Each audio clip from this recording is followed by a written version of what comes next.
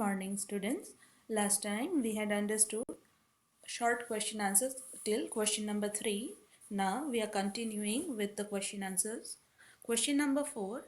What is a simple machine? Give two examples. तो simple machine क्या होता है और उसके दो examples देने हैं. Answer. A simple machine is a device that makes our work easier and faster. Two examples of simple machines are scissors and knives.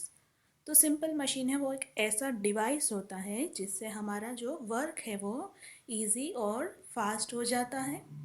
अगर टू एग्जांपल्स देने हो तो हम सीजर्स और नाइफ्स लिख सकते हैं.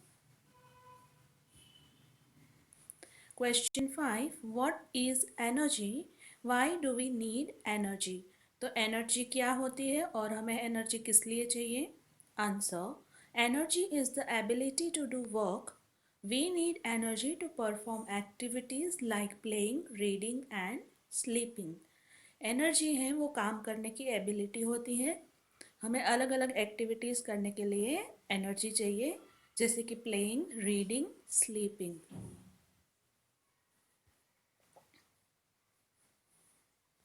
Long answer questions.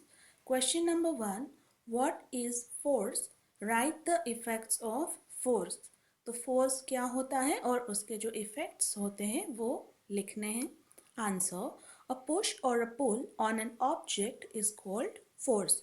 तो कोई भी ऑब्जेक्ट है उस पर जब हम पुश मीन्स धक्का मारते हैं या फिर पुल मीन्स उसको खींचते हैं तो उसको फोर्स कहते हैं. The effects of force are. उसके इफ़ेक्ट्स क्या क्या है, उसकी क्या क्या असर होती है. First, it can stop a moving object. कोई भी ऑब्जेक्ट जब मूव हो रहा है उस पर हम फोर्स अप्लाई करें तो उसको हम स्टॉप कर सकते हैं. Second, it can move a stationary object. कोई भी स्टेशनरी ऑब्जेक्ट मीन्स ऐसा ऑब्जेक्ट जो अपनी प्लेस पे ही है, मूव नहीं कर रहा है, उसको हम फोर्स अप्लाई करके मूव करवा सकते हैं. Third, it can change the direction of a moving object. ऐसा ऑब्जेक्ट जो ऑलरेडी मूव कर रहा है उसकी डायरेक्शन भी हम चेंज कर सकते हैं. Fourth, it can change the shape of an object. अगर कोई ऑब्जेक्ट जो कि सेमी सॉलिड है तो हम उसका शेप भी चेंज कर सकते हैं. Question number 2. Define load, effort and fulcrum. Mention their positions in first, second and third class levers. हमें लोड, एफर्ट, फल्क्रम क्या है उसकी डेफिनेशन देनी है और फर्स्ट, सेकंड और थर्ड क्लास लीवर्स में उसकी पोजीशंस क्या क्या है वो भी बताना है. Answer. First, the object on which work is to be performed is called load, जिसके लिए L लिखा जाता है. तो ऐसा ऑब्जेक्ट, ऐसी चीज़ जिस पे हमें वर्क करना है उसको लोड कहते हैं. Second, the force applied on a lever to move the load is called effort. तो जो लोड है उसको मूव करने के लिए जो फोर्स अप्लाई किया जाता है लीवर पे उसको एफर्ट कहते हैं और उसके लिए हम E लिखते हैं. Third, the fixed point on which a lever turns is called fulcrum. जहाँ से लीवर टर्न होता है उसको फल्क्रम कहते हैं और उसके लिए F यूज होता है, F लिखा जाता है. Their positions in levers are as follows. उनकी पोजीशंस ऐसी हैं कि फर्स्ट क्लास लीवर है उसमें in first class levers fulcrum is in between load and effort.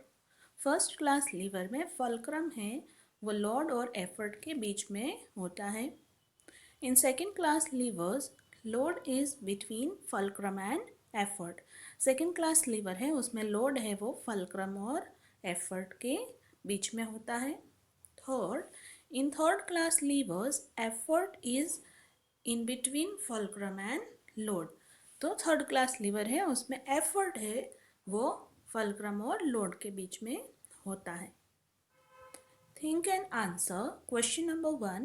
Ramesh throws a ball from the roof of his house. What kind of energy does the ball possess? Give the name of the force acting on the ball.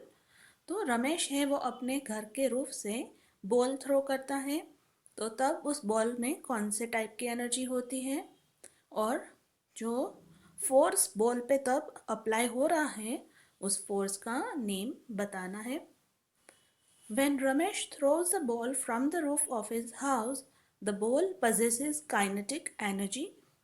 The force acting on the ball when it falls on ground is gravitational force.